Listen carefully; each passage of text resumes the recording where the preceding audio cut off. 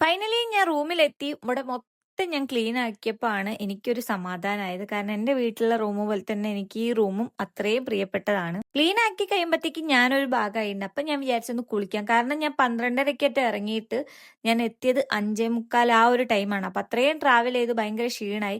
പിന്നെ പാലക്കാട് എത്തിയാൽ ഞാൻ നൈറ്റ് തന്നെയാണ്. കാരണം ഇപ്പത്തെ ചൂട് പിന്നെ പറയേ വേണ്ട, തീരെ സഹിക്കാൻ പറ്റുന്നില്ല. അപ്പൊ ഒന്ന് ഫ്രീ ആയിട്ട് നടക്കാം.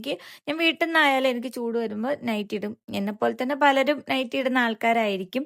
പിന്നെ വിശന്നപ്പോൾ ഞാൻ ചായ ഉണ്ടാക്കാം. അവിടെ മെസ്കട്ട് ആയതുകൊണ്ട് തന്നെ ചായ ഉണ്ടാക്കാന്ന് വിചാരിച്ചു. എനിക്കാണെങ്കിൽ ഈവനിങ് ചായ മസ്റ്റാണ്. അല്ലെങ്കിൽ തലവേദന എടുത്ത് ഞാനൊരു ഭാഗമാവും. എന്റെ ഉണ്ടാക്കൽ കണ്ടിട്ട് നിങ്ങൾ വിചാരിക്കേണ്ട ഞാൻ ആദ്യമായിട്ടാണ് ഇതൊക്കെ ഉണ്ടാക്കുന്നത്. അതൊന്നുമല്ല, ഞാൻ അത്യാവശ്യം ഫുഡൊക്കെ ഉണ്ടാക്കാറുണ്ട്. അതിന്റെ ഇടയ്ക്ക് എന്റെ കൈ പൊള്ളി. അതേപോലെ തന്നെ ഇത് മുറിക്കാൻ വേണ്ടിയിട്ട് ഞാൻ കഷ്ടപ്പെടുന്ന ഒരു കഷ്ടപ്പാടേ.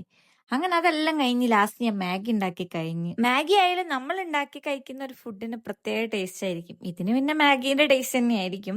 എനിക്ക് ഞാൻ ഉണ്ടാക്കുന്ന ഫുഡൊക്കെ ഭയങ്കര ഇഷ്ടമാണ്. പോരാത്തതിന് നല്ല വിശപ്പും ഉണ്ടായിരുന്നു. ഉച്ചയ്ക്ക് ഒന്നും കഴിച്ചിട്ടില്ല. ഇവിടെ വന്നിട്ട് എന്തെങ്കിലും കഴിക്കാന്ന് വിചാരിച്ചു. അങ്ങനെ ഇതും കഴിഞ്ഞ് ഇനി ഞാൻ എന്റെ കാര്യങ്ങളിലേക്ക് കടക്കട്ടെ. അപ്പൊ ഇന്നത്തെ വീഡിയോ ഇത്രേ ഉള്ളൂ. ബൈ.